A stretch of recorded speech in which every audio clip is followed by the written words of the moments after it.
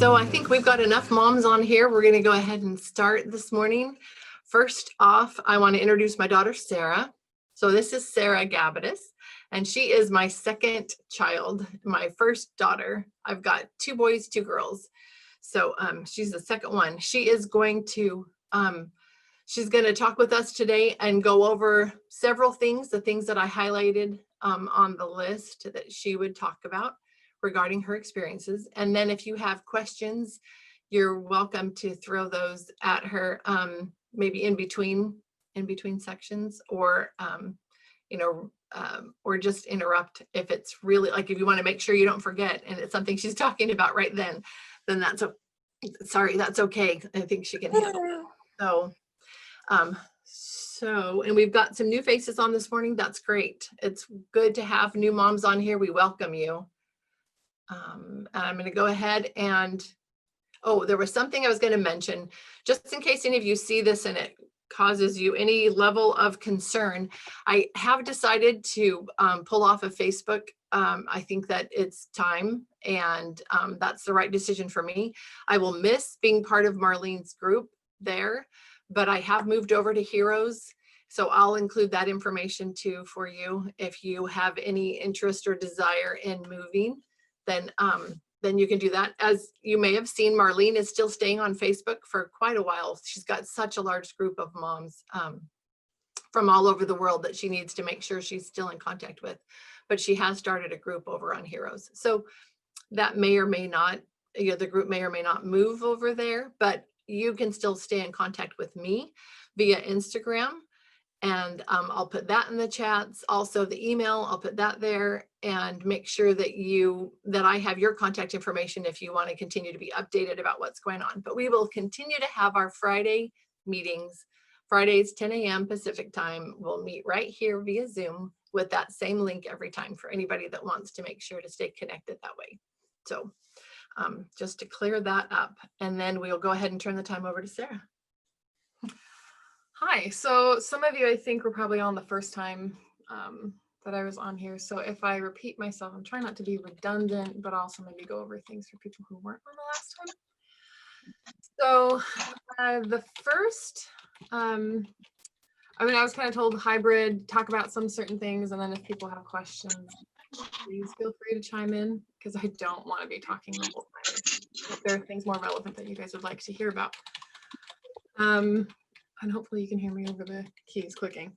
Okay, so the first talking point that that I was given by my mom was the good and the bad of homeschooling, all the way through, like I did. To kind of, I guess, for the most part, it was really, really good. There are lots of good things, like having, you guys, I'm sure, talk about this kind of stuff all the time, but having the freedom to explore what I was interested in. There wasn't so much of a schedule. And so if there was something that I was really, looking forward to learning about, or some just kind of natural interest came along, we would kind of break away from our loose structure and pursue that for a little while.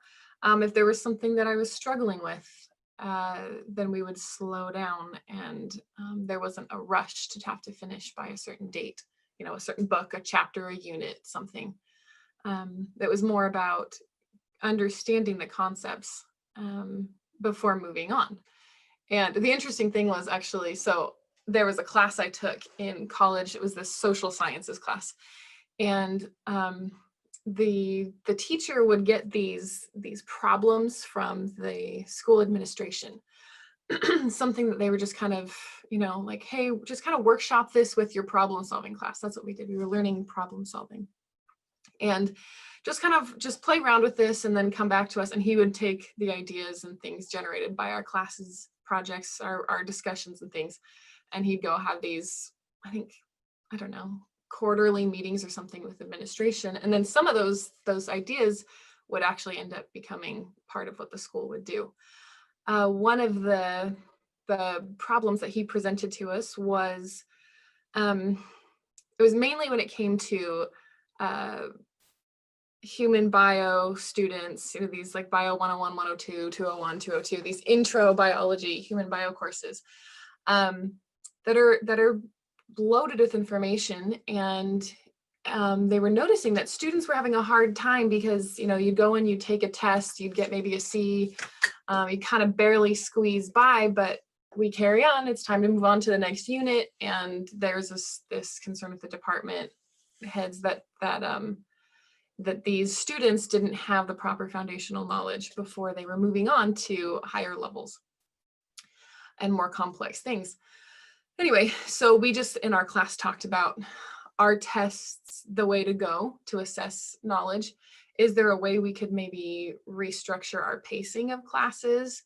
What if, what are some alternatives to the typical way of doing things that might work, particularly for this department and these first classes?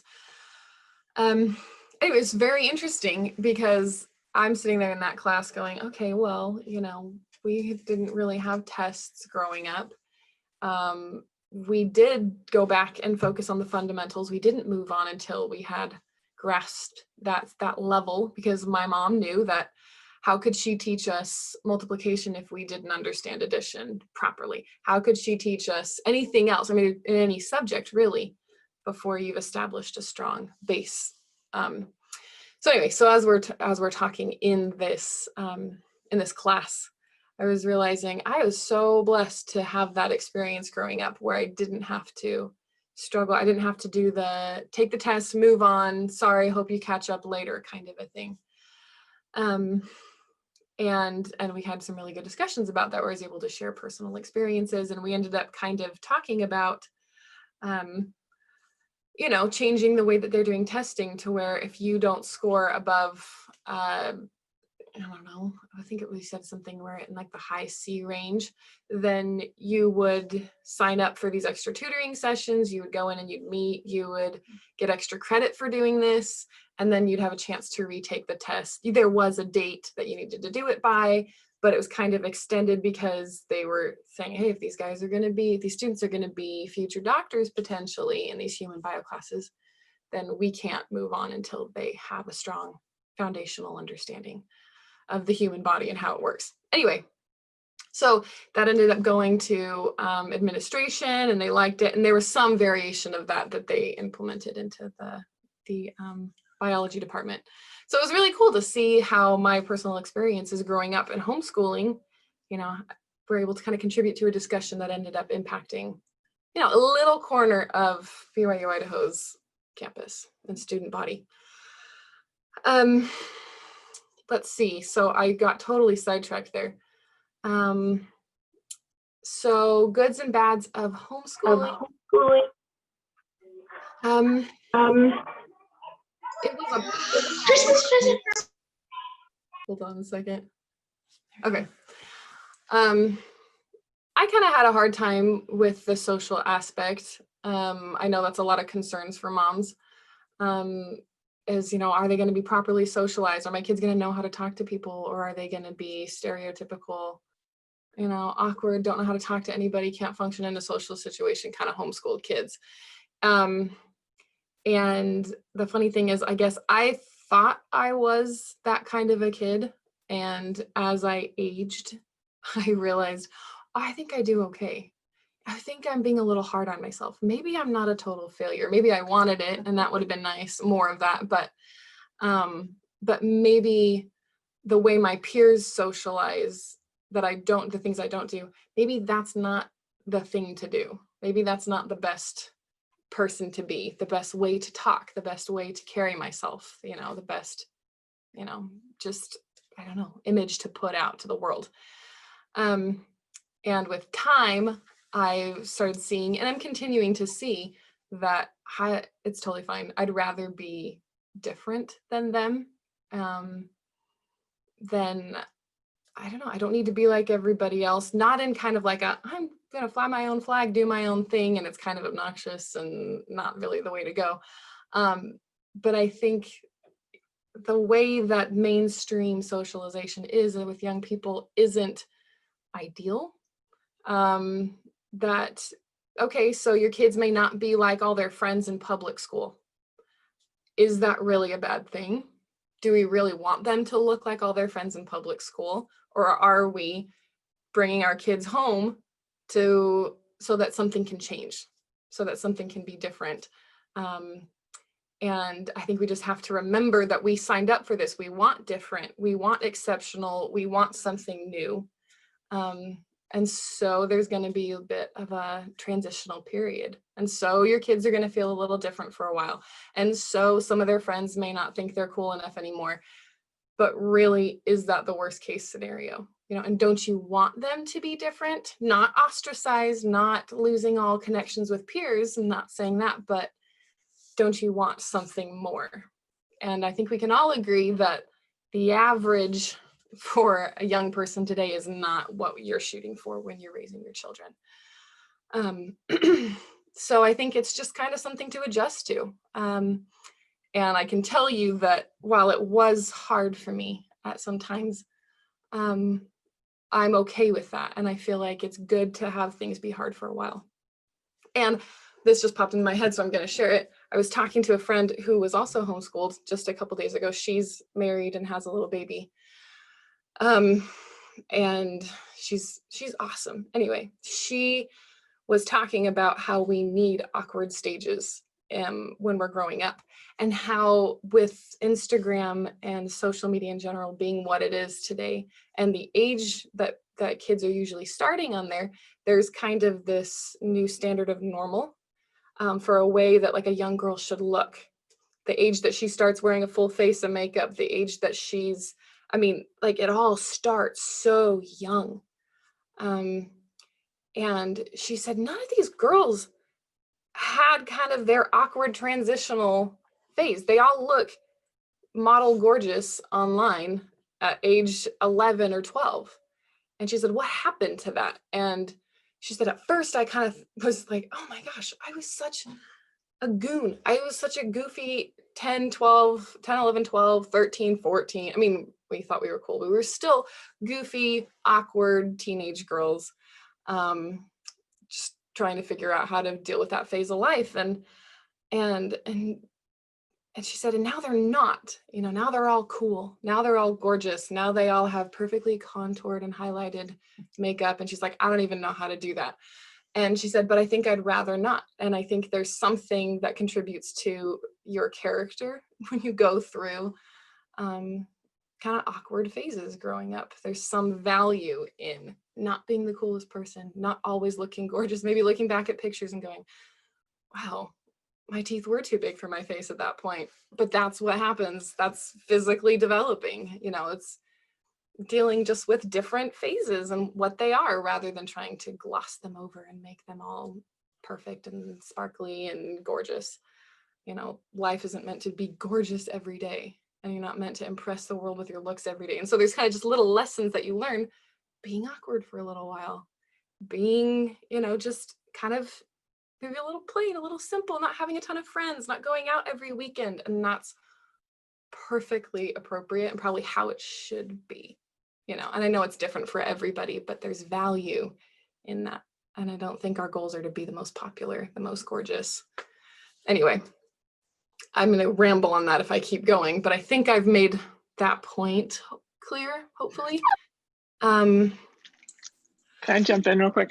Yeah. No, I tell people that all the time because I was made fun of so bad. Like through elementary and junior high, I had awful teeth. I was super tall. I was like the super awkward kid. And I got made fun of, but I feel like I grew so much through that time. Like it was awful in the moment, but like you said, there's so much value in that. So I tell people all the time, if you're getting made fun of, like, it's going to be fine. Like you're going to get better faster. Someone's going to point out what you need to improve upon quicker than if they didn't tell you. I don't know. I think being on the other side of it, there's a lot of value there somehow. There is. I mean, something about being humbled, not thinking you're the coolest person ever. It is kind of good for you. As long as it doesn't go too far, there's something good in that. I was. Can I jump in too? Yeah. Sorry. This is Ida. I was going to say that I think too that you are able to have more empathy for other people and understand, like, yeah, there was a time when I was really stupid and awkward and like ugly, and maybe I still am, and that's okay. Mhm. Or like that you can just love people for who they are, no matter what, and not be the kind of person that's like that. Those mean things that you experience, so you can recognize what, Yeah. just be kinder. So yeah. No, that's awesome. Thank you. That was something that I know my parents talked to us about growing up. And I know I had those conversations where I'd kind of come emotional to them because the girls my age, a girl who was my best friend all growing up, decided she didn't want to be friends with me anymore when it wasn't cool to be friends with a homeschooler, and it was like the person I did everything with. And that was really hard. And so there were times I just kind of came crying to my parents, and this really hurt my feelings. And some of the girls in Young Women's and things didn't want to talk to me, didn't want to sit next to me because I was the one homeschooler. And so, yeah, it hurt my feelings. Of course, it was hard, but, and, they all look gorgeous and have more friends and all this stuff. And my dad was telling me one time, he said, we're not raising you for that. We want you to be a good person. And I don't want you to be the earliest bloomer. I don't want you to be the first gorgeous girl in your class. I don't want you to be the most popular. I want you to, when you have that bloom about you, I want it to start from the inside. I want it to be a reflection of who you are, rather than how good you are at doing your makeup and how trendy you can get your hair to look, how spot on with what's popular. And he said, and that will last for your whole life. The other will fade. And so that I knew, from talking to him, and he would say that multiple times, just as we would have these talks, but that kind of started to really sink in. The goal here for who I want to be is not popular at this stage. It's to be a good person, and to have that be who I am, not just the way I'm behaving. But be who I am on the inside and have that show. And I mean, that's what we're trying to do in life, is be good people. So that was actually something I was thinking about. A big benefit for homeschooling was all the time spent with my family, spent where my parents knew what I was feeling, what was going on in my life, and were able to have appropriate conversations and talks and fixed behaviors and things, just to help kind of mold and put me on a path that would be shaping character. We had, and in one way they did that was a lot of service. Because we had time, my mom would bring us along to moves for people in the ward, and we would go visit older ladies in the ward that were kind of lonely, and we would just, anything that came up, she would say yes, and she'd bring all four of us along. And that, solidified that that's so much more important. Serving people, helping people in need is so much more important than anything else you have on your to-do list for that day. And she would always say, we can catch up, we can do this later. Your math chapter is far less important than this person in need. And that was a super valuable perspective to be taught at a young age, that life isn't about you and what you need to get done, but it's about your relationships and your interactions with people. Are you helping people feel better, be better? Or are you doing what you think you have to do every day? So it's really awesome. Those are unique experiences that only come when you're home and you have that time to be able to just pick up and go, pick up and help, and just, everything else always worked out. I mean, I finished my required schooling. I applied to college. I got into college. I graduated from college. So days that I missed school because we were doing something else have not held me back in any ways. Basically what I'm trying to say. Let's see.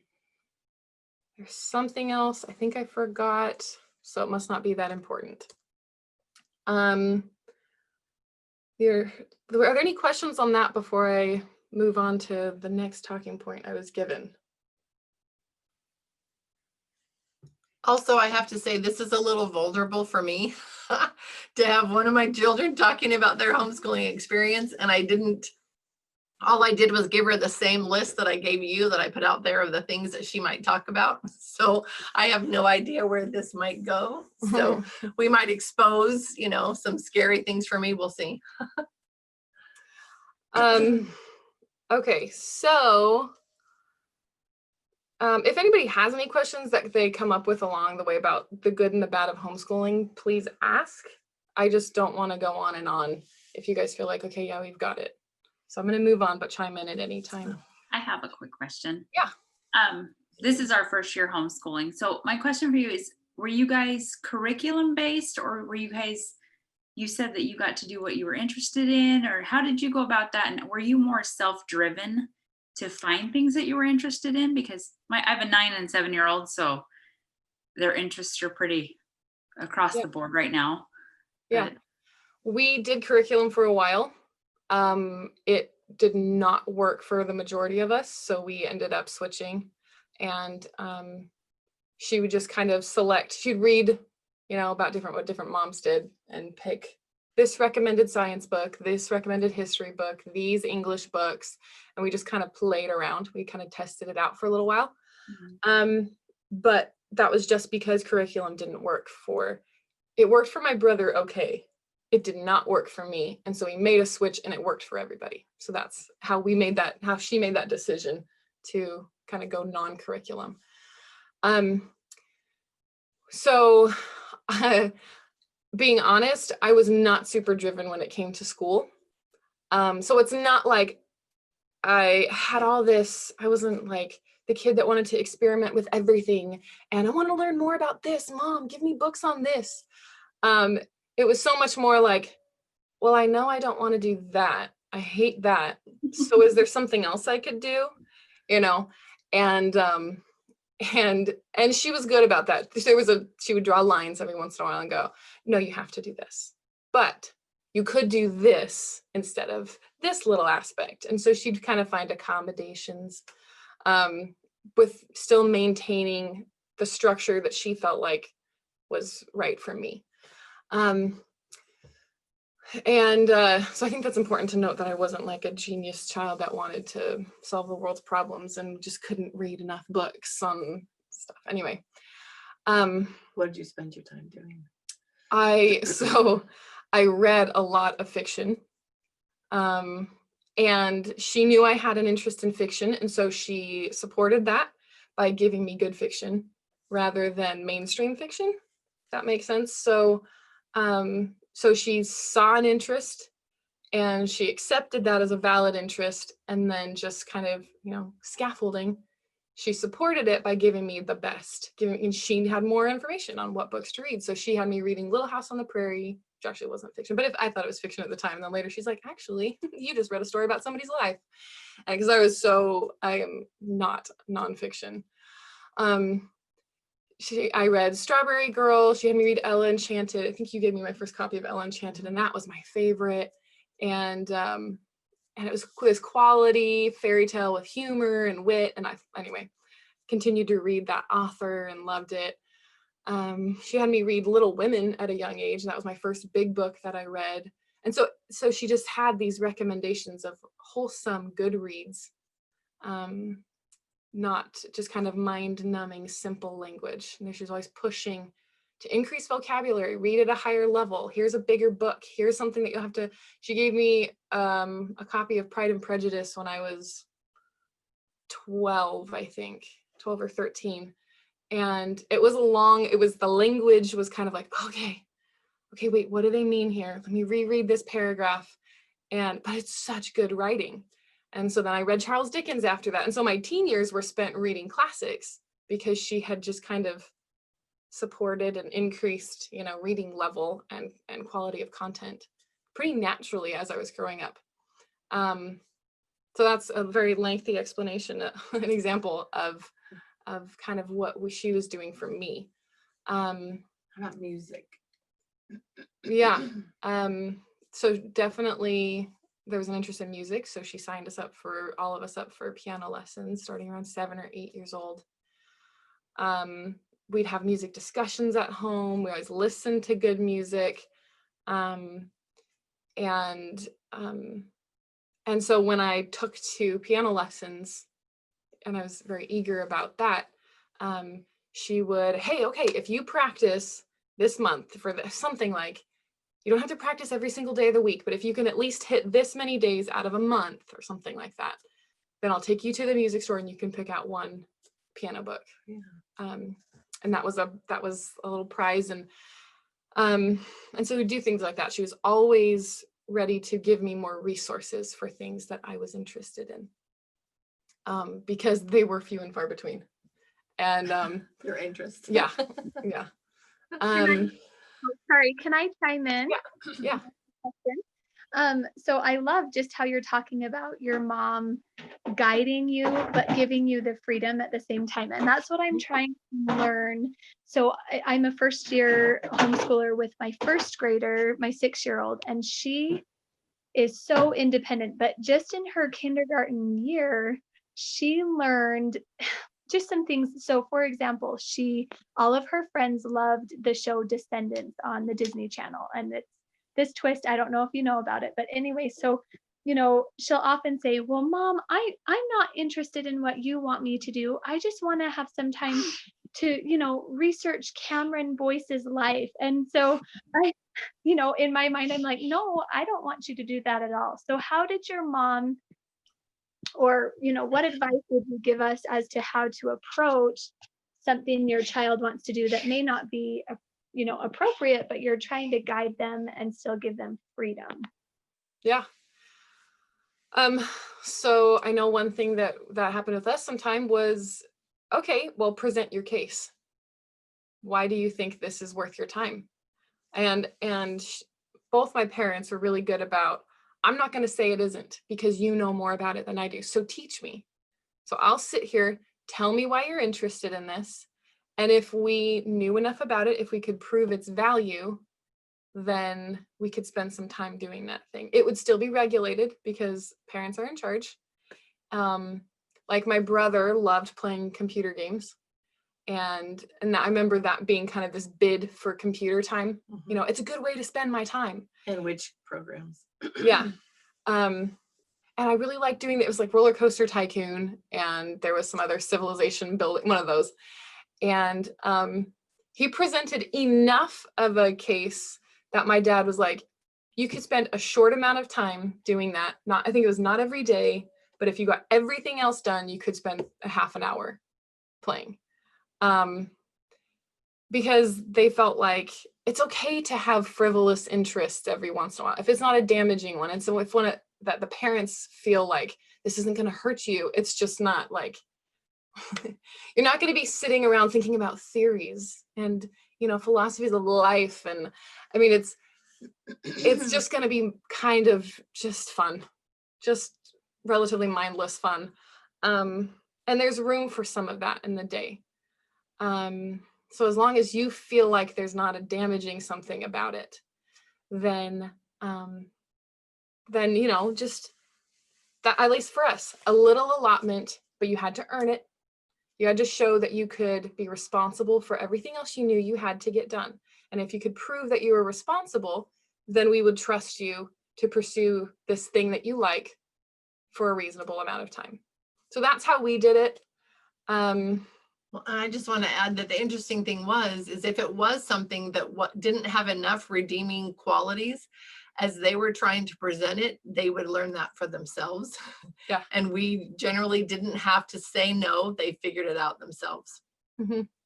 Like I loved watching movies, loved movies and TV shows. I still love movies. I can't watch TV all day. That's a horrible way to spend my time, even though that's what I wanted to do so bad when I was a kid. And the weird thing is we weren't a TV household really. So I kind of don't really know where that came from. So we didn't watch a ton of movies at our house. I was not allowed to pursue that the way I wanted to. But I learned pretty quickly that, so my grandma lived around the corner from where we had piano lessons, and some weeks we would go to my grandma's. We'd walk to her house after lessons, and my mom would come pick us up a couple hours later. And my grandma didn't care what we did. And, you know, you're at grandma's house. And so I would go, she had this back room with a sliding door, and I'd close the sliding door and I'd pull down her blackout curtains and I'd put on the Swan Princess. And that was my favorite movie, and grandma had it and we didn't. And I'd watch the Swan Princess. And if I had time, I'd start another movie, and I could watch 2 or 3 movies in a row at grandma's, you know, unsupervised. I'd just keep cranking out the princess movies and things. And grandma would bring popcorn. Oh yeah, she'd bring the big bowl of popcorn with M&Ms and the pretzels in it, and she would come sit in the recliner next to me and we'd watch a movie together. I'd always leave grandma's with a massive headache, and I wouldn't feel so good. And it was, I mean, I could live with it, but I go, oh my gosh, I watched too much TV. Oh, I should have gone outside when, you know, when Stevie and Kate went outside in the backyard. I should have taken an outside break. After, I mean, and my mom knew I watched TV over there. She'd go, oh, what'd you do? Oh, okay. Oh, Sarah, you watched movies? Okay, whatever, you're at grandma's. Maybe next time you should go outside with your siblings for a little bit. But she let me choose. And so after a while, I was like, okay, look, I can't do 2 movies. I could do 1. Okay, look, I can't do 1. Maybe I'll do half a movie and I'll finish it the next week when I'm back here. So it took time, but they were patient and let me kind of work through natural consequences of watching too much TV is you feel like garbage. And you missed out on the stuff that grandpa was doing with your brother and sister in the backyard, which actually was more fun. You heard about the stories about it later and went, oh, I'm such a doofus.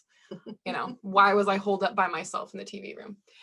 So that kind of things like that, they kind of tend to work themselves out, but only if you're given kind of the appropriate allowance to figure it out for yourself. And that's what I felt like my parents did a really good job of. Like she said, okay, tell me why it's good.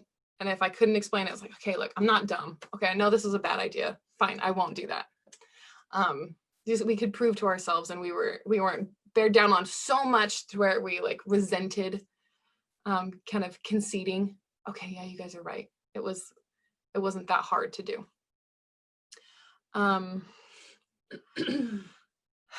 Let's see.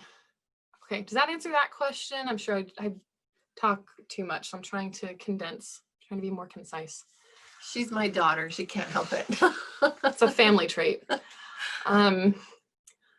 Okay, so the next point she gave me was college, how to be successful, basically. That's pretty broad. So is there maybe something about that somebody, like a specific vein of college success that somebody has a question about? So I can be a little more, I don't know, appropriately address your guys' questions. I know often I get asked just kind of what's the path? How do you get from homeschool, where you may or may not have transcripts, you know, or you have to create them, to college? Yeah, that's actually super easy. Because I know, like, I think if you do a charter school or something, you often have more paperwork, some transcripts or something that you can send. And so there's something kind of convenient about that. And we didn't, since we abandoned that track, we didn't have that. It was not that hard. There was a test that I took at the local community college. It was called the Compass test, and it just assesses the things that you should have learned in your high school years, and then gives you, okay, so these are the classes we recommend you take when you start college. Yeah, so that was pretty simple. We didn't need transcripts, and I found that a lot of colleges really like homeschool students because they know how to work on their own, and they typically have a better idea of what they want to pursue. So they get more quickly into a program, and they're very self-sufficient, and they do well in the group work, and anyway. So there's a good reputation at the colleges I was looking at for homeschoolers. So getting in, being a homeschooler wasn't that hard, and the actual paperwork was really just taking this placement test, and I took the ACT my junior year. So that was it, ACT, Compass test, and then past homeschoolers have done a good job of paving the way for us. So it's really not that hard getting there. There's a hand up, a question. It's me again. Hi. Hi. So I've been kind of like in this, I don't know if this is probably like for both of you, but how do you balance like having like for school and like chores like the rest of life, right? You know, because you're at home and you have all these things happening and you have so many hats as a homeschooling mom. And how do you figure out like, okay, so I want to inspire my kids in school, but also in chores you have to do them. So Mhm. or like, and how would you figure out like, is there even time? It feels like there's no time. So maybe we could talk a little bit about that, maybe around that topic, if you know what I mean. Yeah. Well, I know it was explained to us that we're contributing members of the household and the chores have to get done. That's there, we can't change that. Yeah, and I think that came up. My husband decided that we needed to have a special lesson about that. So we had a lesson on. Do you remember how we Mm-mm. taught that originally? We had a lesson where he taught them what a parasite is. Oh yeah. Mhm. And Don't be a parasite. uh-huh. Have Yeah. a symbiotic relationship. That's Yeah. awesome. Yeah, it was I don't know, they always taught us that to be good stewards, right? Take care of the things you have. We are responsible people. If we're going to be able to help people, which was such a family focus, then we have to first be able to take care of ourselves and things at home. So it was just kind of this, it's a you can't argue about this. Everybody's going to contribute. There were reward systems at different times. There were there were all kinds of things done at different times, just kind of as different times of life required different methods. But there is value in doing chores. And it's not all about the schoolwork. The chores actually give you more of the work ethic that comes in handy when the school gets harder later on. It's a foundational way. In fact, so I majored in child development, and teachers would talk about the value of homework, of housework, and how that would help with homework later on. That kids that are raised in households where they pitch in, where they have chores and where they work hard, do better in high school and in college and in jobs, careers beyond that. Because they understand this thing has to be done. And if it doesn't get done, nobody else is going to do it. I'm responsible for this. If I don't get this done, then I'm living with the consequences of my actions, and nobody's going to pick up the slack for me. And so you start to take seriously, okay, I have these responsibilities. I just have to do this. I don't like it. And it kind of teaches you also, you're not going to enjoy everything. It's okay. You're not supposed to enjoy every minute of every day. Some of it's going to be hard work. Some of it's going to be scrubbing out the toilet, and you're going to hate it, but you're going to hate more not having a clean toilet. And my parents were really good about being patient. Okay, fine. You're going to say that you have time for that later. Oh, look, it's the end of the day. You didn't get your room clean. Oh, now you have to pull all the toys off your bed and you're tired. You just wanted to go climb into bed. Just kind of, they were good about letting the natural consequences kind of run their course. If it was small enough, harmless enough. And then we go, oh, shoot. I hate this more. I'd rather get it done. So no, I think there's a ton of value in chores, and balancing that with homework is hard with doing the schoolwork. But I think that's where routines come in handy, or at least if they're old enough, having them contribute to what they want their routine to be. Okay, you have the job of unloading the dishwasher. Would you like to do that before breakfast or after breakfast? Kind of giving appropriate choices. Couple of choices. Mm-hmm. Yeah. And then I know I felt better when I was at an age where I was a little old enough to do this. But I felt so good having say in how my day was run. But also having enough structure to where it's like, okay, look, my parents are requiring that I do these things. They're in charge. I have to be obedient. But they'll let me choose how to schedule my day. And that was really awesome. And then I felt more responsibility, more invested in my day and the things that had to get done, more ownership, and then when I got everything done, all of the praise came to me. Hey, Sarah, thank you so much for cleaning the bathroom. It is so nice. We really appreciate it. It looks wonderful. The mirror's sparkling, just the family appreciates what you do and you get the credit for it, which at a young age is really awesome. Well, and Because one then of you those worked hard things- and it was yeah. acknowledged. Yeah. And one of the ways to do that that's super easy and just fits, just kind of flows, is when dad comes home. You know, make sure to take him in and say, you know, look what a great job so-and-so did on, you know, whatever the thing was, so that it gets acknowledged that they did a good job. And sometimes as a mom, it's hard to remember that because you're just checking things off your list and wanting to make sure it gets done. But I'm glad you brought that up. I forgot kind of about that, but that's Yeah. important to acknowledge that. And then it also helped that my dad would do date nights, and he'd do like father's interviews the first Sunday of every month. And at these date nights with dad or father's interviews with dad, he would comment on your participation in the family, in the running of things. And, you know, and thank you so much. I've been noticing, I've been keeping an eye out, and I've noticed how nice, you know, you're in charge of keeping the family room clean. You've done an excellent job of that. And your mom appreciates it. And just that private acknowledgement of, hey, your efforts are being noticed and dad appreciates it. Thank you for your contribution to the family, was super meaningful. It was very motivating to continue doing that.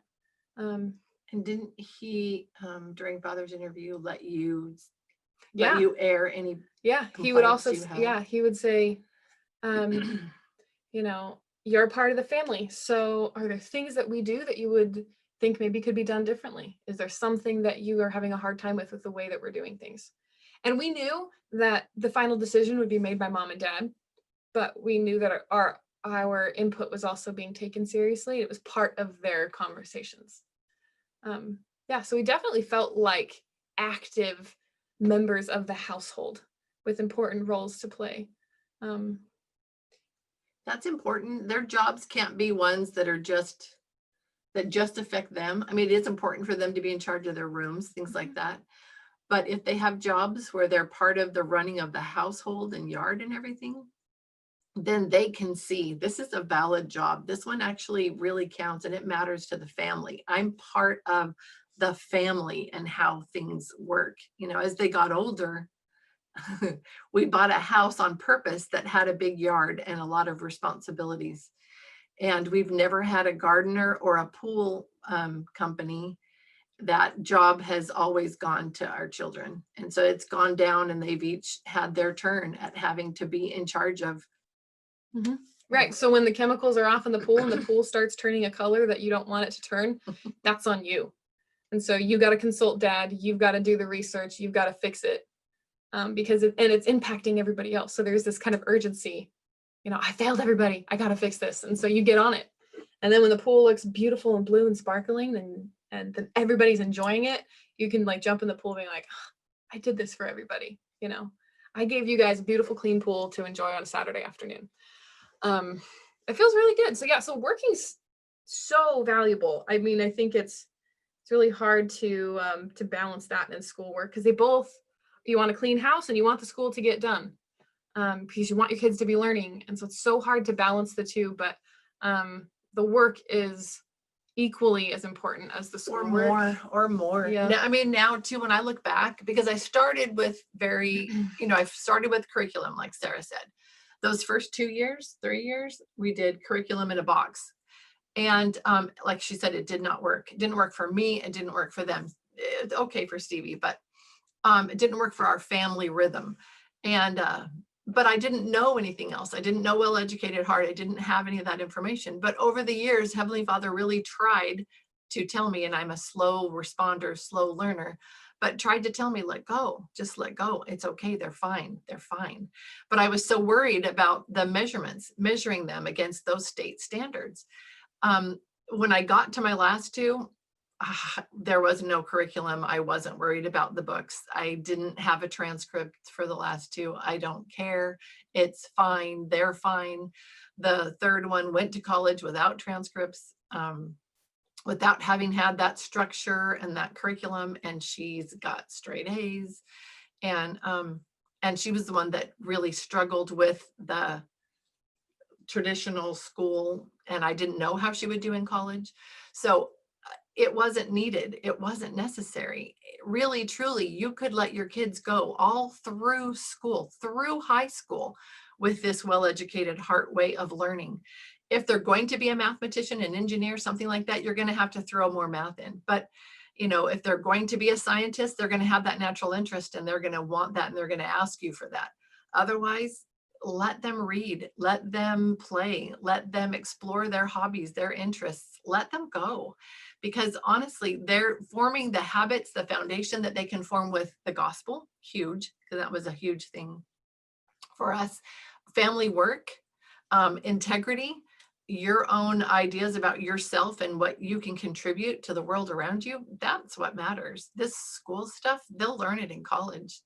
They'll be able, I don't know, what do you think about that? I held you back in some ways because there were things that we didn't do that you had to learn and kind of scramble in college. And I feel bad about that. But at the same time, No, because I figured it all out. It's all, and it wasn't even, it was an adjustment getting used to like, okay, I'm sitting through an hour and a half lecture and I can't leave, but there were enough things in my life. There's church on Sunday. You're sitting on the pew until the meeting's done, and you're going to sit here reverently and pay attention. And in your Sunday school class, you're going to contribute because that's what you do. And you don't get to get up and leave. So I guess there were enough things in life where it's like, you're just there until it's done. You don't get to do everything you want to do. But how about the no writing? Because we never did. I didn't like to be forced to write when I was young. If I learned about something, I wanted to talk about it. And I was super excited to talk about it, but I didn't want to have to sit down and write down with all these limitations and rules. And I figured my children already had structure with their chores. So they had structure in their lives and they were learning how to respond in that environment. So I didn't need to add it in school. So because I didn't like doing that and I wanted them to be able to be free to learn a thing and then just tell me about it and continue that and to have that enthusiasm. But they never wrote a report, a book report, a research report, a term paper, nothing, zero. So I don't know how that impacted you. This is going to sound braggy, but hopefully this will make sense. My first semester, English 101, it was they were trying some new thing out and it was, okay, you're going to pick your topic, you're going to write an argumentative paper and you're going to work on it all semester long. And it should be at least 10 pages or 8 pages long. And you're just going to workshop it for the entire semester and you're going to hate it by the end. But that's awesome. And so I was like, I don't know how to write a research paper. But it was totally not hard. Because one, they teach you what they're looking for. And so I was like, okay, so I can meet that criteria. They're all my classes, all my teachers explained everything they wanted. And I was like, oh, I can do that.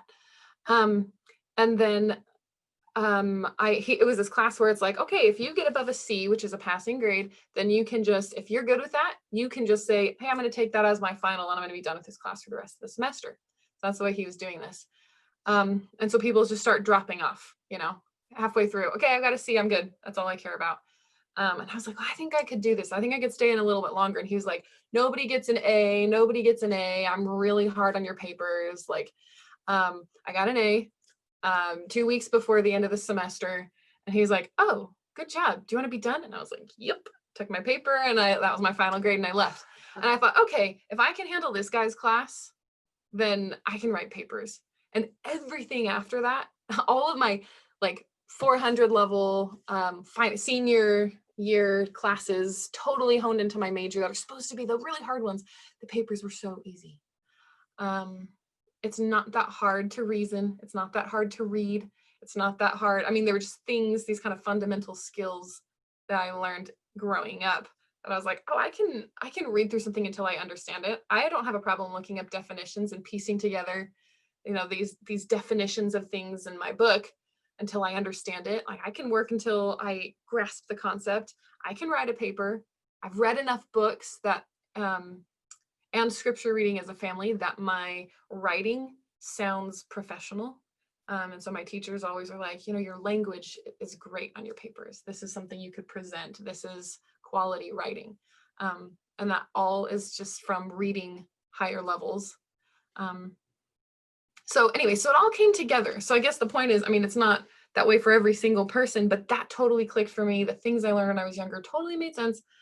And it all just comes. It's a matter of just being a hard worker, being somebody who's willing to and cares about learning, because it wasn't a nightmare growing up. College, the idea of college was appealing. Pursuing something that I was interested in was fun and exciting. The classes, choosing my classes was super fun. And so I was like, okay, I want to get the most out of this. So it wasn't that hard. Do you think that having to pay for it Oh yeah. made a Yeah. difference? My parents, our family rule is they don't pay for your school, and so you earn the money for it. Well, It was my money. in And it, Heavenly too. Father helped us with that by taking away all of our extra income. And so we weren't able to help them. Yeah, so it was you get a job after you graduate or while you're in school and high school and start saving, and then you get a job when you're in school and apply for grants and things. And so that's what I did. So I was putting thousands of dollars in, and so I wasn't gonna mess around with it. So there's a lot of pressure too to make the most of it. But it's worth it. And now it's super fun to be like, that's mine. That's my degree. I worked for it. I earned it. I paid for it. Yeah, go ahead. Sorry. I have to cut it short, but there was one question I really wanted to address Yeah. before I had to leave. That is what did you miss the most by being a homeschooler, and how did your parents help you bridge that gap? Because I know a lot of these things don't affect us in the long run, but maybe you felt really sad over missing something with friends or something. So how did you bridge the gap and in those things? Especially, I'm thinking of I remember, because I homeschooled as well. I remember when my friends did all of their dances, for example, and I never did a high school dance. I wanted to do sports. That was the thing. And my friends were athletic. And so that's the thing that my church friends, they all played sports. And so I was like, oh my gosh, I don't play a sport. I wanted to play volleyball. I wanted to play softball. I wanted to play basketball. And the leagues that they had all the extra things, city things were expensive. So I know we did gymnastics for a little bit, which I loved. We tried ballet. I went to one day of that and I hated it. And then we looked into, my parents were willing to find ways to do that. But we found that you could play sports through your local public schools as a homeschool student. There was some way to do that. And she told me about it. And I was actually super excited about that. I was ready to do that. So that was the option. And then it just ended up being, there wasn't time. And I thought, you know what, it was something like, I'd rather do this instead of that, or I don't remember what it was, but it just ended up not feeling like the right thing. And so I thought, okay, so at least I know for myself, that was my personal experience. At least I know for me, that's not the thing to do right now.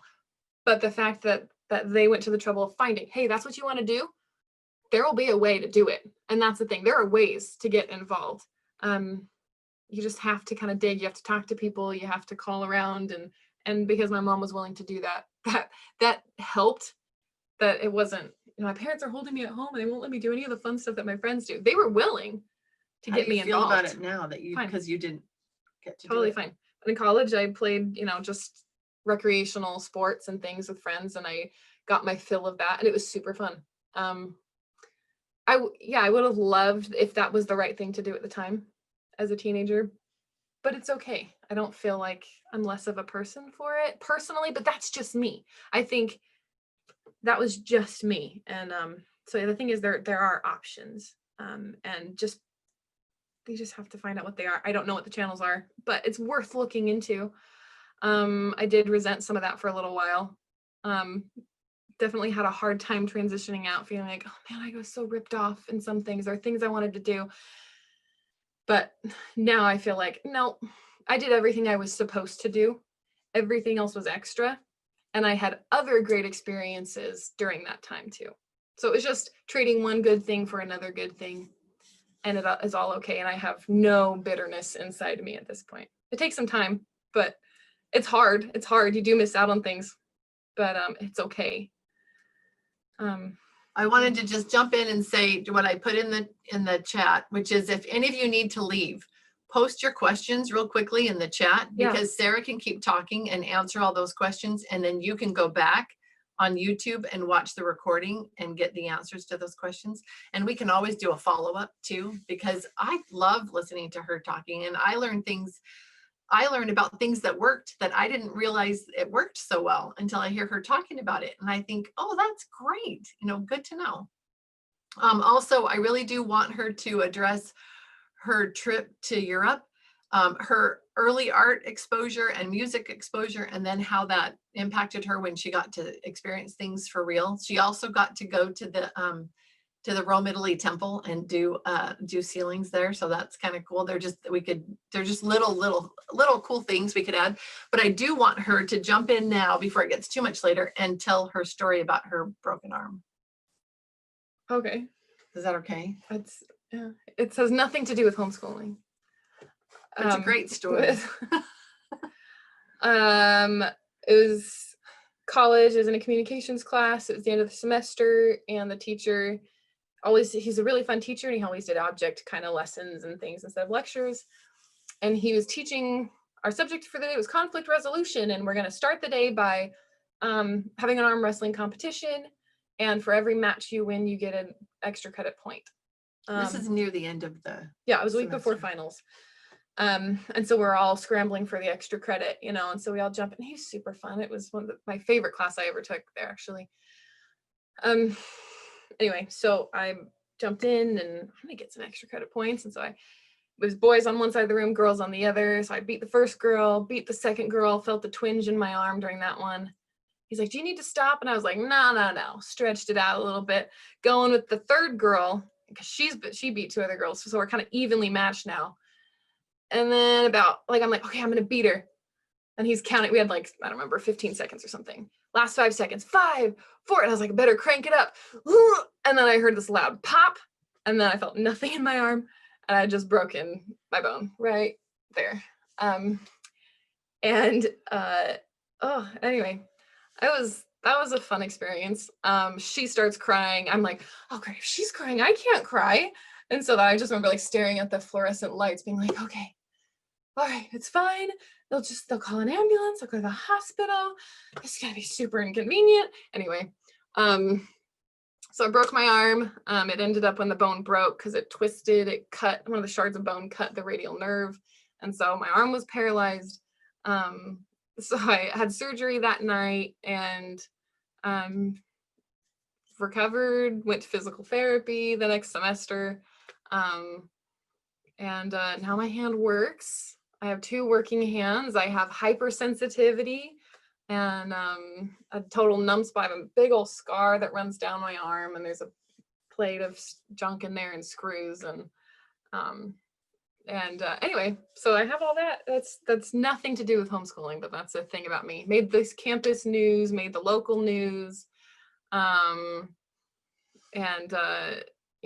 It kind of became a thing on campus for a while. Now it's been long enough. It's kind of faded out, but that teacher does not do arm wrestling in his class anymore, which I feel really bad about. Now they thumb wrestle, and so far no accidents, but so it's a unique thing about me. So I have a massive scar on the back of my arm, and it has nothing super impressive to back up that accident. So, and it was a girl, and she was skinny, so it's not even like it was some massive guy that broke my arm. So that's that. For me, I think the story is significant because I watched her from afar have to deal with that and go through all of it. And I was really impressed with her strength of character and having to deal with that. She had for weeks and maybe months, had roommates that were having to wash her hair and help her shower and write papers for her that she dictated. I mean, it was finishing up finals. That was pretty difficult.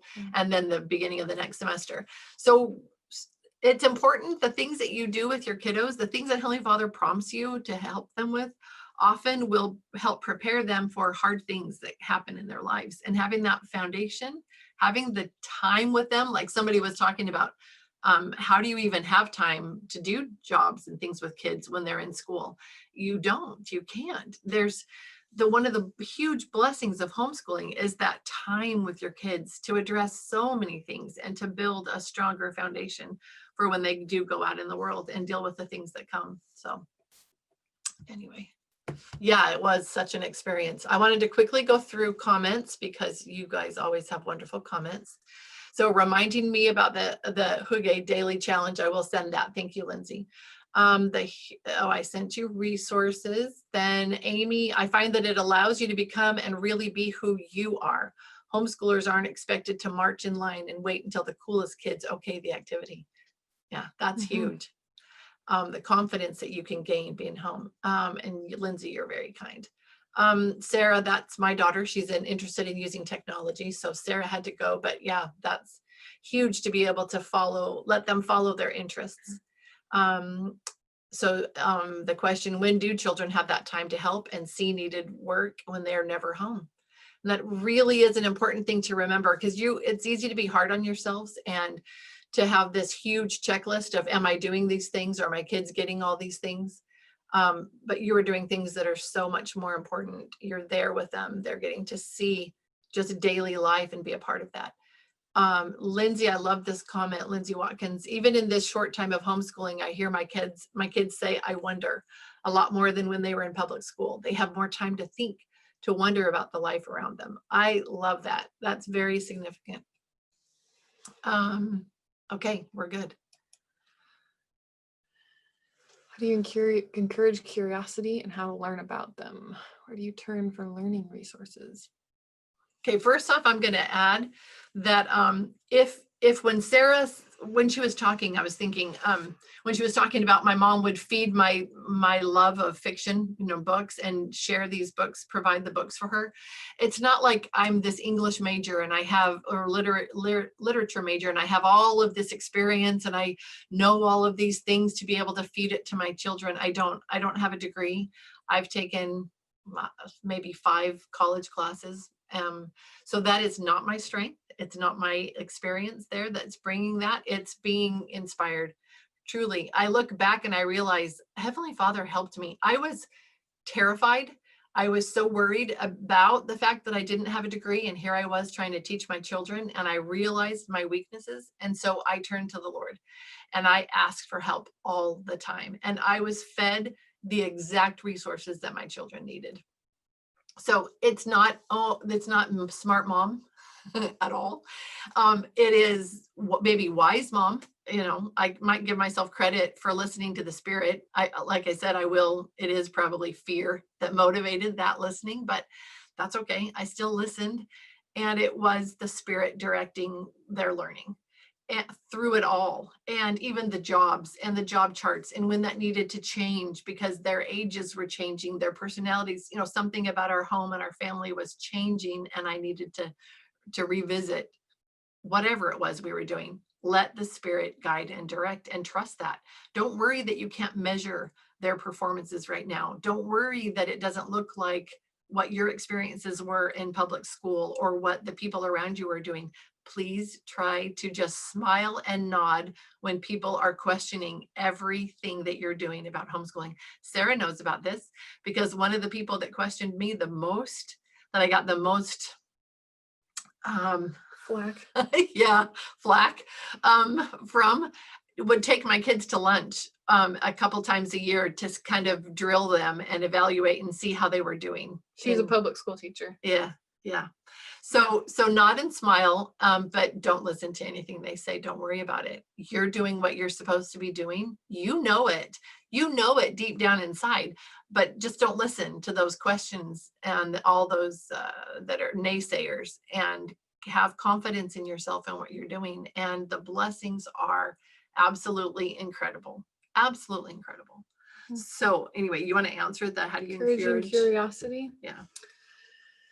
I know if you've talked about this with the family, you've probably talked about it on here, but seeing parents who like to learn still, having a household. My dad is very smart, and he remembers everything he reads, and he loves science, physics, computers, nonfiction.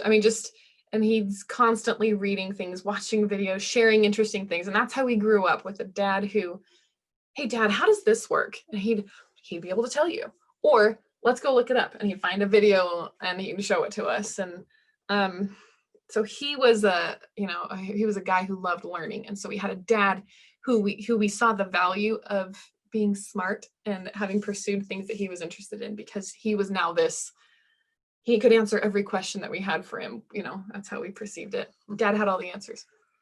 And then we had a mom who read a bunch, and we would go to the library on a regular basis. All of us kids had our own library cards, and it was just like, okay, we each had our tote bag, and we would go, and mom would probably have 3, and she'd fill all 3 of hers by the time we'd leave. And so there were always stacks of books in the family room. And I did support my public library through all of my late book fees.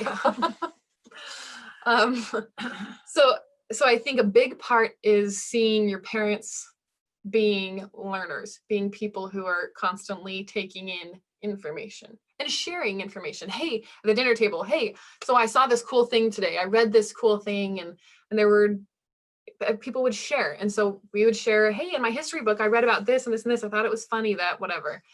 That wasn't the whole dinner conversation. And, you know, us kids, it's not like we were so different than any other kids, because we would laugh at all the bathroom humor and everything too, and make all those dumb jokes at the dinner table, much to mom's chagrin. So all that happened too. But every once in a while, the door was open. It was always welcome to share things that you learned. And we knew that mom and dad would find it interesting, and we knew that they would share things with us too. So there's always just kind of that, if you ever want to, anybody in the family can talk about something that they learned. So that's a big part of it. And I think another is just exposure to a variety of things. So when you go to the library pressing, I got the challenge for sure to maybe don't get a princess fiction book this time, or maybe just get one that's not, you know, not that there's anything wrong with a good princess fiction story, but there's other things too. And so there was always just kind of that, try something new too. Continue with what you love, but let's mix in something else. And so there was a time when we watched signing time videos and, you know, learned sign language, kids sign language as a family. That was new. We would watch National Geographic documentaries. That wasn't my thing that I gravitated towards, but it was something new. And so I think there's value in being shown things or encouraged, challenged to find something that you wouldn't normally immediately pick up. So I have a question. There were some things that I had some ideas about, and I thought that I was going to be this awesome mom because I was going to open up these new experiences for my children, and we were going to do these things a lot that were music and art related. And a lot of them we only did once, you know, or maybe a handful of times. I mean, I really did intend to do it more, but I wasn't consistent about it. But I'm curious to know if it made a difference. You know, like if just doing it once would, like if just saying, Yeah. here's this thing, it's out Well, there. because twice, I think it was only twice, she got out my grandma's art books. Okay, pick a painter. And my grandma had a lot of, she had coffee in- table books. of impressionists. Pick an artist. And so my brother picked Van Gogh and I picked Monet. Okay, now pick a book, pick a painting out of there that you really like. So we flipped through and we found one. Okay, now copy it. And she put out paints for us, and we were just supposed to copy the painting. And we did that. We seriously only did that a couple times. So it's not like we were the picture of a household that just immerses ourselves in art and culture, but it was enough. And I remember it. And I remember which water lily painting was my favorite. Mm-hmm. And then when Van Gogh and Monet, their paintings were hosted at the MoMA? LACMA. The LACMA. Oh, yeah.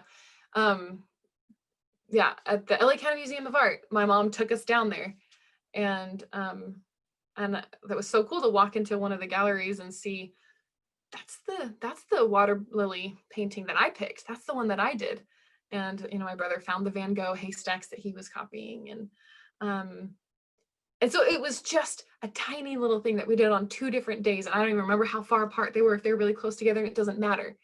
And you were little, you weren't very old. No, we were probably I was probably 7 or 8 when we went to the museum. But I totally remember standing in front of this painting and being like, whoa. I kind of was like, I can't cry. And I wasn't used to standing in front of something and crying at the sight of it, because crying was for when I fell down and got hurt. But it was this like very kind of this very new experience to be like, wait, okay, so Claude Monet stood in front of this canvas and he took paint from, I just remember that whole thought process, and he took this color and he put it there to make that flower. and he put that line there and that made the bridge, and he put, those are just green blobs, but those made willow leaves. You know, it was just this like, oh my gosh. And my mom she went to another room, and I just kind of stood there for a while. When then finally when I caught up, my brother's doing the same thing in front of one of the Van Gogh paintings. And that was a super unique experience. And that's, you know, at that age, I wouldn't normally think that somebody at that age could feel that, except that I know I did. And so that taught me, now as I'm looking back, oh wait, okay, kids are capable of recognizing things far beyond what they're given credit for often, and feeling things at a much deeper level than people usually think they can. And so we shortchange them when we give them simple experiences a ton of the time. But every once in a while, mixing in something of high value, something that seems a little beyond their reach, it's fun because they can connect, they can understand, they can feel something towards that one thing. And I remember that day, and I remember the painting days, and I remember just a handful of days laying on the floor, and my mom would have us close our eyes, listen to different classical pieces. Like we were going through, for example, Vivaldi's Seasons, and she was trying to have us imagine, okay, this is supposed to be winter. So what's winter scene can you imagine? If you want, you could draw it instead. And we only did that a few times, listening to classical music, picking out, hey, what instruments do you think is playing that solo? What do you think, what can you hear? It was just a little sprinkling of really music education. But I remember those days, and the art days, and the museum visits we went on other occasions too. And it really wasn't that much, but it doesn't take much. And now all of us thoroughly enjoy museums and seek them out when we're somewhere, and it matters. And I took all these extra humanities classes in college because I loved, seriously, probably like the total 7 days spent in homeschooling doing that stuff. So if we only did about 7 of focused days like that, and it made that much of a difference in my life, then cut yourself some slack. Just pace yourself. It's okay. It doesn't take much to spark curiosity and interest and appreciation for these things. As for learning resources, we just went to the library a bunch. I think mainly, you know, and we would spend we were the ones sitting on the floor sampling the book before we checked it out to see if it was even worth our time. And we'd evaluate, we'd even talk about, do you think the writing's good here? I don't know, this doesn't really make sense. And we kind of critiqued books. So we were trying to get higher quality material, but that was a process, that was a learning process too, of what makes a good book, what makes a good author, what's a trusted resource, and how can we determine that? Anyway, it's a process, but definitely varied exposure, and focusing, having these core days, but they don't have to be very often, where you really get deep into things to kind of see, does this spark something in you? Do you have a passion for art? Do you love music? And those few days really did for some of us. My sister's now a studio arts major, and me and we all play music, but me and my younger brother play a ton of music, and my younger brother's does, production and composing, and it's actually very good. And that interest was sparked with seriously just a handful of days. So I think, branching out, getting outside of your comfort zone and being willing to explore things and learn alongside your kids too, because like she said, she didn't have this wealth of knowledge about literature and things like that, but she would just say, we're all going to learn together. So learning was a family thing. Well, yeah, a lot of the classics that I read to them, because I love reading. I loved reading, and I love reading to them. And so I would do that. And a lot of the books I read to them, they were the first times that I had read those books, so we read them together, and it was really fun. And we would just go and we would set up like lawn chairs and blankets and make tents, and we would read under there, or we would go outside and put blankets outside and bring snacks, and we would read out there. And I was in heaven because I was getting to do the things that I loved to do, and it counted as school for my kids. And so I was getting credit, for doing something responsible and meaningful. And I was having a great time. So I wanted to ask about nature study. If you feel like spending time outside had a positive impact for you. I know it did for Michael, but yeah. Yeah, of course it did. And to the point where if the weather was nice in Rexburg, Idaho, I'd be doing my homework at a table outside on the quad, rather than in the library. And I felt like I did better then with the sunshine and the birds and some green leaves around me and stuff like that. There's value in appreciating the simple, natural things and not having to go so deep into I don't know, generated ideas and things to find purpose, meaning, connection, something like that. So there's some value in spending time outside, noticing differences in leaves and plant types, noticing different bird sounds, just kind of tuning into the simple things to give perspective. It's funny how it's such a direct thing, nature studies, but it teaches you just kind of this like step back and actually live in the world that you're in. And that's so much more important than the number of books you read on a certain subject or how, I don't know, prestigious of a course you pursue in life. Because I would rather be somebody who's enjoying every day and learning things that are of interest to me than getting loads of degrees and speaking at conferences and getting accolades. I mean,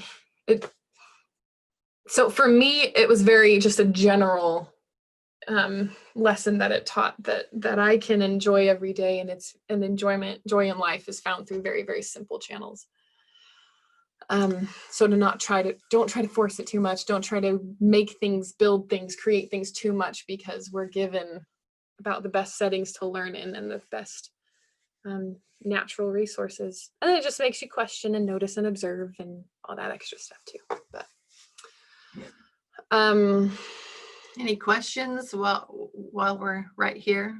Anything that you want to have Sarah address before we move on? We did for a foreign language too, just for a little while. It was kind of pathetic, our our time involvement, but we have a grandpa who speaks Spanish. He was a Spanish teacher in high school, and he's this old white guy with, white hair. And so it's funny when you're out with them someplace, because people around him never expect him to be able to understand what they're saying and, be able to pipe up. But he came up and he would come a couple days a week and teach Spanish. Sarah hated it.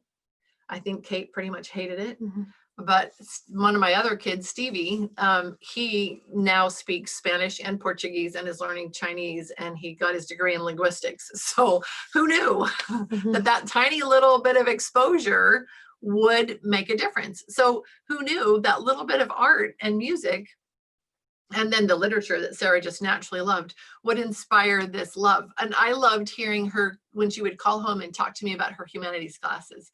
That was really fun, because a lot of the things that were coming up in class, or things that they were going to have tests on, were things that were super familiar to her, because she had experienced that and she actually really loved it, so that was fun.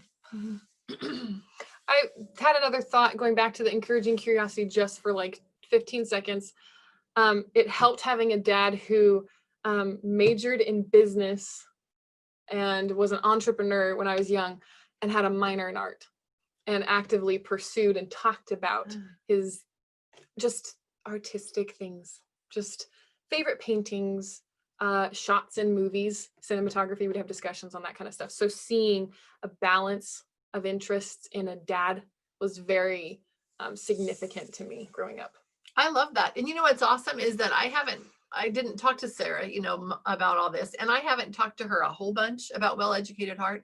I will more, and I'm hoping that she finds herself interested in it, and wants to look at it for her as a mom and everything.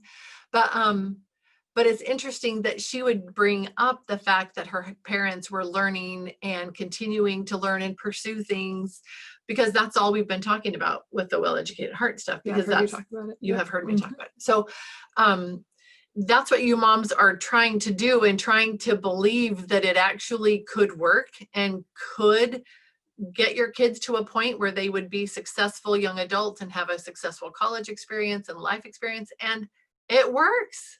It's like I'm seeing, that's why I get so excited talking to you about it, because I didn't have Marlene, I didn't have Well-Educated Heart spelled out. I didn't have an app and a website and these resources available. But the more I read through her 3 resource books, and I'm almost done, but I keep finding, I have that book. Oh, I have that book. Oh, I have that resource. Oh, Heavenly Father pointed us to that thing. Oh, we did that when they were young, because it's true, because it's a true principle. She's inspired. This pattern of learning is inspired. This is how the Lord works. And I have proof in people, for people, that way of learning actually works. And with a mom who didn't know what she was doing, didn't have a college degree, didn't have experience in that, didn't have that kind of education, but was led by the Spirit to do this heartwarming kind of learning. So anyway, I just wanted to add that. So don't be hard on yourselves, and believe that this is actually the natural way for learning to happen, and that it produces wonderful results, I guess. One thing I have learned, if you don't mind if I chime in, just in the short, and there was a quote in that, I bought those manuals, by the way. There was a quote by Brigham Young that said, it's easier, and I'm going to butcher this. He said, it's easier to get them to do it if you're leading them as opposed to pushing them. And I have found that I'm noticing more things, or I'm reading more things, and I'm like, oh, hey, come look at this. And because I think I'm learning more things and noticing things around me, that I'm sad that I'm at this age right here, that I'm like, I probably missed so much growing up because I wasn't paying attention, because I am a public school kid, and it's just, we were more worried about what our friends were doing and not learning about the life around us. And it is easier to get them to be interested and to keep saying, oh, I wonder about this, or I wonder about that. And when they see me wondering about all of that. So this has been just huge for me, and I have loved it. And so I'm so glad I found this group. I don't need to get all emotional about it. This is dumb, but so thank you for introducing it to us. I love that. I think, anytime that we have the Spirit, that we, when we have the Holy Ghost with us, we have the Spirit with us, and we're able to teach a thing, right? So if we start filling ourselves with the spirit of learning and that enthusiasm, it's naturally going to flow to our children, and that's going to happen. And I think it's really cool, and it's exciting to see it, to start seeing that in our own lives. And it doesn't take much, and it can be your simple learning. For me, it was my very simple learning and amazement with things that I could have learned before, but I didn't. I wasn't paying attention, just like you, same kind of experience. But now I can. And that whole story of, when's the best time to plant a tree? It would have been 15 years ago. When's the second best time? Today. So it's okay that we're starting now. It's all right. And we're starting, and if we have the courage to do that, then our children see that, wow, mom was willing to do this, to just start over, to take some new ideas and do something different, and look what that gave to us. So they'll see that later on. There's something when you were talking that popped into my head, that big advantage to homeschool and the opportunity you have to the things you can focus on in homeschooling that you can't in public school, is that you're focusing so much less on current events, the running of and the state of society as a whole, because you're not as much a part of that. You're looking more at the ideals. You have this bigger picture because you're looking so in depth you can at the past, and the inspirational and influential events of history, of art and culture, of music, of nature, of science, and how that all plays out. And I felt like my world just seemed huge. Like there were so many possibilities, and there's so much information out there. And current events mean nothing in the big picture, really. And I don't mean to sound ignorant, and I read my fair share, and I have been much more involved in like political opinions and staying up on things, and that got exhausting and draining, and I cut that out, and I feel so much better, and basically my point is that I don't want to have a lens that I'm viewing the world through that is based on just the way that things are today. I would rather have a view on where I'm looking at what the world has potential for, what I can do, what I can learn from it, what I can contribute to the world, because people have done so many things in the past that have been so important and amazing contributions, or just kind people. I mean, it's just the perspective that I feel like I've been given by the things I've been able to learn about, and the absence from other things that I could have learned about that would not have aided in that. My life feels much more positive and optimistic. There's room for lots of possibilities and growth and knowledge, and I don't feel stressed and depressed and anxious about the state of things today. While they're not ideal, I'm totally aware of that. But it's so much more founded on, rather than like distress for the way things are, it's kind of like, oh, that's a shame it's like that, because there's potential for more. So I'll just do my part to contribute to the potential, meeting the potential.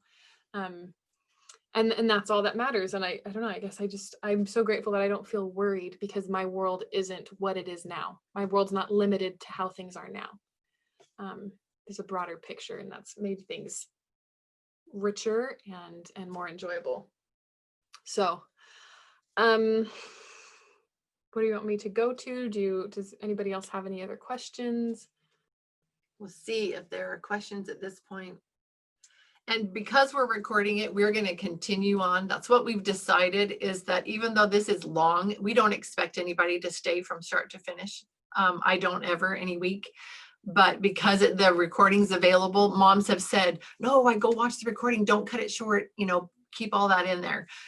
So as much as I hate to have my name and then like 2 hours, or whatever, I think I am not saying I have 2 hours worth of content and you need to listen to what I have to say. No, it's just, we're talking, we're having these discussions. If you have time, if it's meaningful for you, you can go later and, continue watching if you have to hop off. But I think I want to see, okay, Cadence, it's nice to see your face and your kiddos.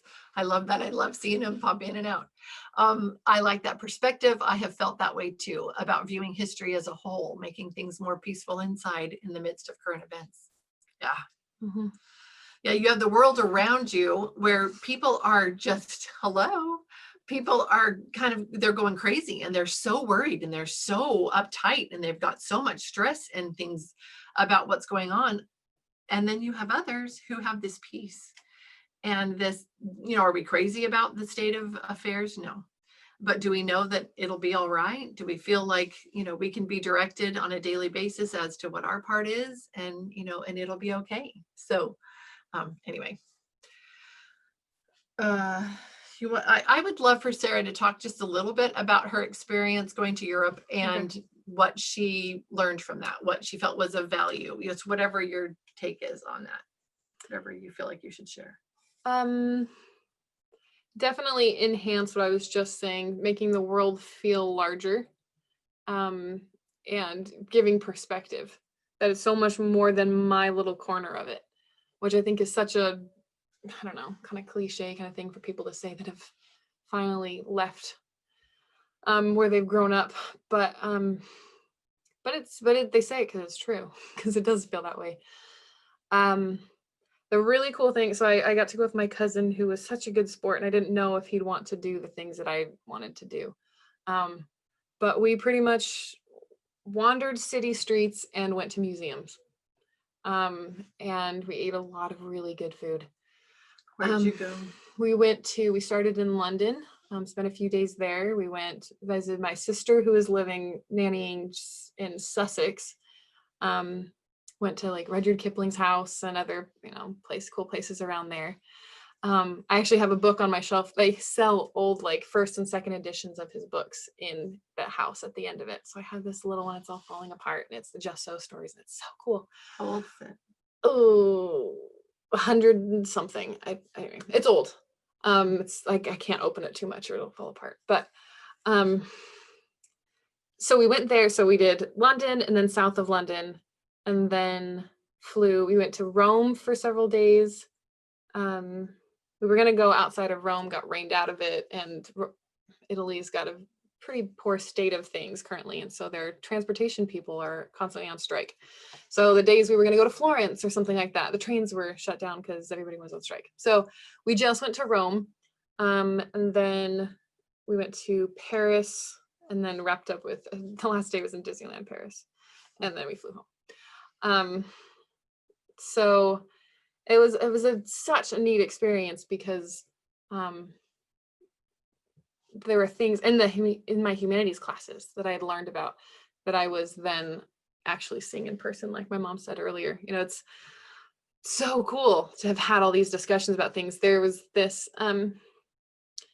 painting that I learned about in my first humanities class, kind of Renaissance era, which is not necessarily the prettiest to look at, but there's lots of things to appreciate in the skill, the technique. And so my teacher, I remember him talking about this one called the Arnolfini Wedding by Van Eyck. And he was showing us to it, and I was like, okay, I mean, yeah, it looks like it's time period for sure. And then he starts zooming in, and oh, no. He zooms out. He's showing us the painting. He zooms out and he goes, okay, I took that picture of it on the wall in the National Gallery in London. It's 8 by 10, basically. It's tiny. And we're like, oh my gosh. And wasn't he, did he just come back from there? Yeah, he does. He goes on the study abroad trips with the students. And anyway, so we're like, oh, that's a tiny painting. Wow, then that makes the folds on that dress a lot more impressive. And he goes, yeah, well, not only that, and then he starts scrolling in and he shows us there's a window open in the background and there's detail of the street or buildings across the street in this little open window that's part of the background. And, oh, look, there's a mirror that has a reflection of the street outside. So another angle of the street and things you don't see out the window. That's just this tiny little mirror on the back wall of the painting, of this small painting. And then he goes, okay, then look around the paint or the mirror. And this mirror has these little medallions and each one is a scene of a Bible story. And those are seriously like tiny little things on the real painting. So anyway, so when I went to London, went to the National Gallery, and that was just trying to find that one. That was kind of one of my missions. I have to find Arnolfini Wedding. And so I got to see that one in person after studying it with this teacher that just, you know, really sparked an interest. And so that was a highlight. It's not like, again, like, it's not like it was the prettiest painting I saw because we had just come from the Impressionist Gallery, which was incredible, you know, where they have a giant Seurat, one of his park scenes, and 5 Van Goghs, and it was incredible. But this one, it was just so small, and I was looking at it going, oh, I know stuff about this painting. I know that that's significant. I know what this means. I know why his shoes are off, and I know why this dog is in the painting, and I know, and it was so much fun. The museum was this very rich experience. It wasn't just kind of casually walking through, oh yeah, I'm going to pretend I'm cultured. And there's a ton I don't know, but it was incredible. As were other paintings and things we got to see. So I spent a lot of time doing that. I spent a lot of time just wandering and wanting to kind of get to know things. And so I know we would kind of do this thing where we'd have some things on our agenda, and then we would leave time in our day where we would just say, okay, we're going to go to this area, and then we're going to try to end up by the river, because every one of these cities, right, built on a big main river. We're just going to try to find our way back to the river and see what we find along the way. And that was so fun to just kind of take this trip around where we were trying to get familiar with the city. And we wanted to just find hidden gems and pretty little streets. And we found loads of things that we never would have found if we had gotten on the double-decker bus and done the tour of London, things like that. We got to go to, in Rome, the Vatican, went through the museums and saw Raphael's School of Athens, which was another one I had learned about and loved. Where Raphael has a little self-portrait. He's the only one looking outside of the painting. And there was so fun seeing that one in real life and the significance of it as well. And then I felt that kind of, so the feeling I talked about earlier when I was talking about me at the Van Gogh or the Monet painting when I was little, going and seeing the Sistine Chapel was it was incredible. go through all these narrow hallways and there's so many people crammed into this one room. But my cousin and I found this spot against the wall where we were out of everybody's way. And anyway, that time I did stand there and cry, but I don't think I was the only one.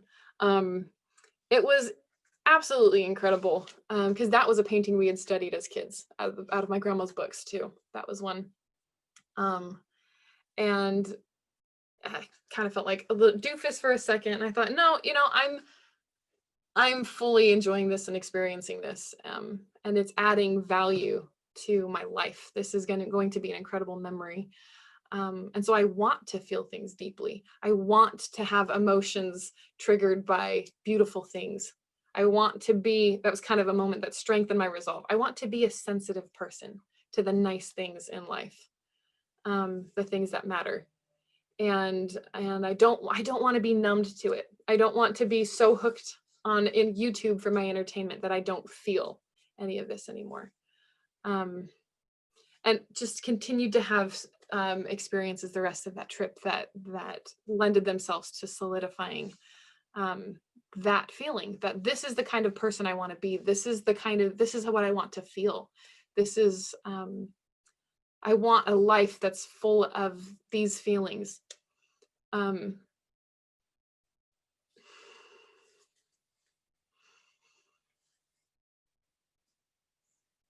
it all started at a young age.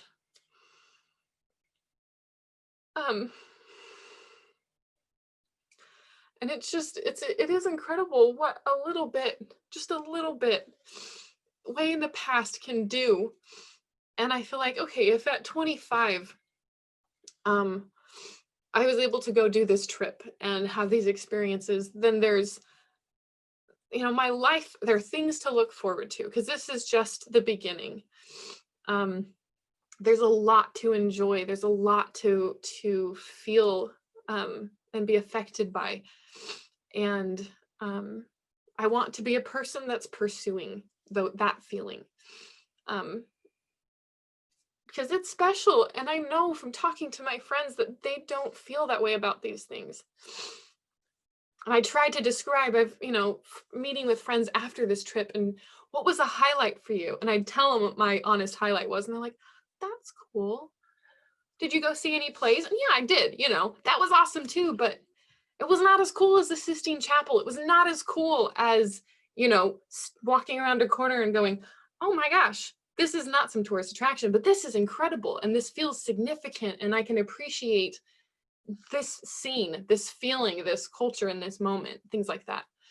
And so I love my friends deeply. And they're my friends because they're contributing and there's value in them. And I love who they are. And at the same time, I feel so grateful to have been brought up to be able to live a life that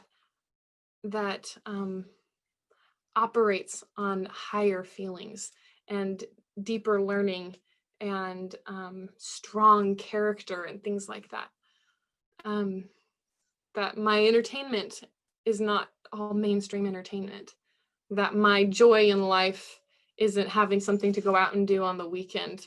That's nice, but it's not what I live and breathe for.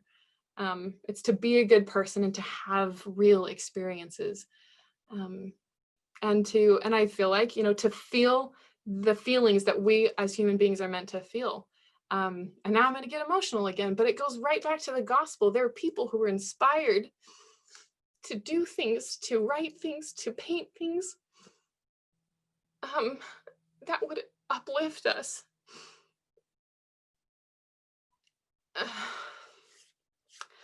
And just witnessing their work bears testimony to the reality of God and the significance of man as children of God, and the things that, okay, if he could do that, then what is my potential? What's my purpose? What can I contribute that's significant, that's meaningful, that connects people to God, like these things have potential to do if we can feel it, if we can see it, if we can sense it. Anyway, there's just so much to learn in life, and homeschooling is an excellent vehicle for that kind of learning, that kind of creating who you are. There's so much time. There's so much that you can do, and that the amazing thing is the so much that you can do to impact your children isn't really that hard. It would be probably so awesome if we could show a video of the things we actually did day to day, and it would not be very impressive, honestly. But the amazing thing is that when you're teaching truth, when you're teaching real things that matter, you don't have to do that much, because truth is simple, because the gospel is simple. It doesn't take much to deeply impact your children, because I know we didn't do loads of stuff. And I know that in a week we might have one good day. It might all just be pretty average.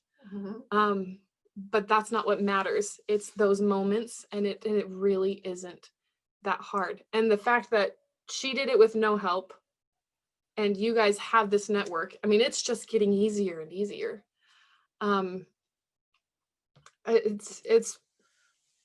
totally understand, that something new is overwhelming, as it should be, but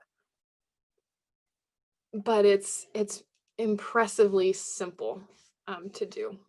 Like I said, just recapping, if it's right and if it's true, then it's easy and it's simple. And if it's not feeling easy and simple, then there's probably just an overcomplication, something that you're doing that's just, you could simplify. You can just return to the basics, because that's all we really need. And the basics, the simple things that I was taught are the things that have made my world seem huge, have made possibilities seem relatively endless, and have given deep meaning and purpose to my life. Not anything complex, not anything super involved and time consuming. It's all the simple things that made everything seem like something very real and meaningful around me. Okay, there you go. I didn't know exactly what to expect, but I'm so grateful for Sarah and for her time. I'm grateful for the things that we learned today through the things that she taught and through who she is. And I hope you can see that what you're doing, for one, is incredibly important and very powerful. And I can tell you as a friend, and I think you can trust me now, it's like she said, I mean, it wasn't any great, big, hard, huge thing. It was the simple stuff. Also, I want to tell you, I keep feeling in my heart over and over again this idea that it's what Marlene's talking about, that a generation of mothers has been raised up to make a difference.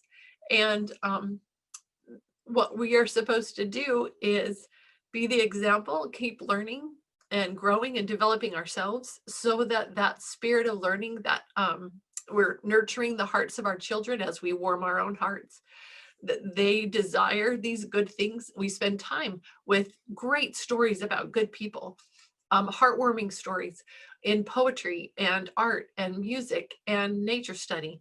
That's where we let our kids just go, and they really will find those things that are that they are interested in, and those things that they need to be doing, and you'll be directed. You don't have to worry about it, and they will be the ones to save, to do what needs to be done, because they will know the stories. They'll have the stories in their hearts.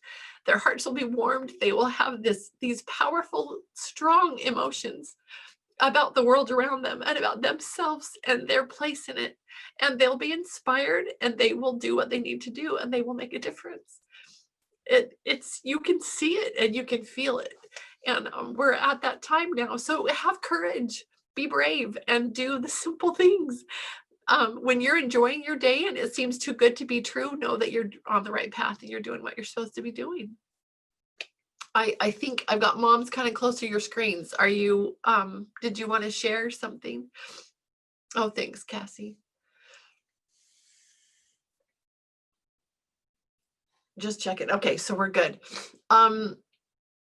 I'm hoping that there are moms that, I mean, a lot more moms this time that are able to watch this afterwards. I think this is the most impactful discussion we have ever had. And Sarah, I'm grateful to you. Thank you. I love this girl with all my heart. I love what she teaches me. I love who she is. I love to see how the Lord works in us if we let him. It's powerful. And that same thing is what he wants to do with you and with your children. So be open to that and just let it happen, and let your lives be simple and warm and wonderful, and just embrace that, and don't feel guilty, don't feel bad that the rest people around you aren't getting it yet. Just be that light, and be that little small outpost out there that's got their light shining, and you can give hope to other moms, other families out there. So it's been wonderful. If any of you have anything else you want to share, we can continue even after the recorded part. We can continue to talk or answer questions or anything like that. But I think officially we will wrap up. So thank you again for being with us. It's been wonderful. If you have questions, please reach out. There's information at the end of the video that'll tell you how you can contact us. So if you want to learn more, or you want to be a part of it, you want this kind of an experience in your life, then contact us and we'll help you see the way to do it. Thank you so much.